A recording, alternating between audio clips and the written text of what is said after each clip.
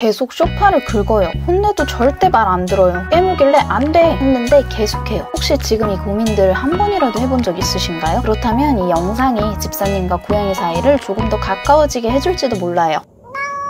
모모를 처음 데려왔을 때 저도 똑같은 고민을 했어요. 소파 긁을 때마다 하지마! 라고 말하고 깨물면 안 돼! 라고 큰소리 내고 새벽마다 깨우면 이불 뒤집어 쓰고 저는 특히 모모가 이불에 쉬를 계속해서 미쳐버리겠는 거예요. 냄새를 맡게 한 뒤에 모모한테 이거 안 되는 거야! 라고 아무리 말해줘도 결과는 참담했습니다. 시간이 지나면서 느꼈어요. 아무리 혼내도 바뀌지 않는다는 것. 오히려 증상이 더 심해진 것 같은 느낌도 들었어요. 안 되겠다 싶어서 또 열심히 찾고 읽고 봤죠. 그리고 결론은 고양이는 훈육으로 배우는 동물이 아니다. 강아지처럼 말귀를 알아듣고 훈육으로 학습하고 혼나면 멈추는 반응? 고양이에겐 해당되지 않아요. 고양이는 처벌을 이해하지 못하는 동물입니다. 혼내면 고양이가 느끼는 건 단 하나. 집사는 무서운 존재다. 고양이 행동 전문가들은 이렇게 말해요. 고양이는 강아지와 달리 사회적 복종을 배우는 구조가 아니기 때문에 소리를 지르거나 체벌을 하는 건 훈육이 아닌 위협으로만 인식된다. 그렇다면 진짜 훈육은 어떻게 해야 될까요? 훈육의 핵심은 환경과 관찰, 그리고 예방입니다. 고양이 훈육에서 기억해야 될 건 끝내는 게 아니라 고양이가 그 행동을 안 해도 되는 환경을 만들어주는 거예요. 우선 문제 행동의 원인부터 파악하기. 고양이가 왜 그런 행동을 하는지 먼저 관찰을 해야 돼요. 소파를 계속 긁는다. 이건 긁을 곳이 부족하거나 스트레스 때문일 수 있고요. 단지 영역 표시를 하는 것일 수도 있어요. 그리고 깨무는 거. 이건 놀이가 부족하거나 갑작스러운 접촉에 대한 경계, 혹은 집사의 손을 사냥감으로 인식한다거나 어린 고양이라면 이갈이 시기여서 그럴 수 있습니다.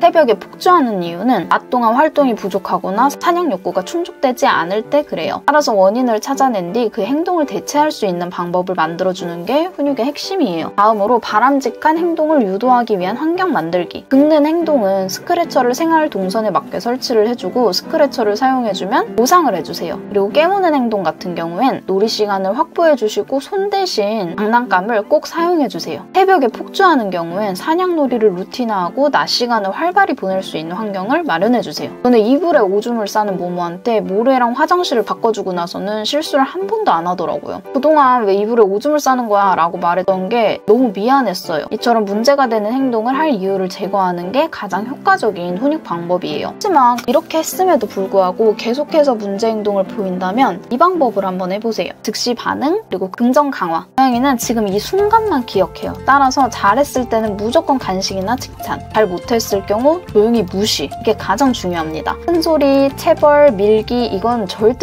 하시면 안 돼요. 고양이한테 영원히 손절당할 수 있습니다. 구체적으로 훈육을 잘하려면 반드시 알아야 할 5가지를 말씀드릴게요. 첫 번째로 이름을 부르며 혼내지 마세요. 모모 안 돼 같은 말은 고양이에게 모모는 무서운 단어로 학습이 돼요. 이름은 좋은 일에만 연결이 되도록 해주세요. 두 번째, 일관된 단어를 사용하세요. 쉿, 그만, 아니야 처럼 짧고 일관된 단어를 사용해야 고양이가 인식하기 쉬워요. 특히 매번 다른 말, 안 돼, 왜 그랬어 이런 말들은 오히려 혼란만 줘요. 세 번째, 문제 행동 직후 3초 이내에 반응해야 돼요. 고양이는 과거 행동과 결과를 연결하지 못해요. 반드시 행동 직후에만 반응해야 효과가 있습니다. 네 번째, 폭력, 물 뿌리기, 억지 행동은 절대 금지. 위협을 느끼면 고양이는 신뢰를 잃고 더 공격적으로 변하거나 숨어버려요. 훈육은 감정으로 하지 말고 기계처럼 패턴으로 해야 됩니다. 마지막으로 좋은 행동은 칭찬으로 연결하세요. 스크래처를 썼으면 잘했어 라고 간식을 준다거나 쓰다듬어 주거나 원하는 행동을 반복하게 만드는 가장 강력한 방식은 긍정 강화예요. 결국 고양이와의 훈육은 행동을 고치는 게 아니라 우리는 안전한 관계야 라는 신뢰를 쌓는 과정이에요. 혼내지 않고도 충분히 고양이는 집사님의 말을 알아듣고 행동도 달라질 수 있어요. 따라서 고양이를 훈육하고 싶다면 가장 먼저 해야 되는 건 왜 그런 행동을 할까? 라고 묻는 태도예요. 그리고 답은 대부분 지루했어요, 불안했어요, 표현하고 싶었어요, 심심해요. 그런 작은 속삭임들이거든요. 이제 우리는 그 신호를 더 잘 알아차릴 수 있는 집사가 되었으면 해요. 오늘 이 이야기가 집사님과 집사님의 고양이에게도 작은 도움이 되길 바랍니다.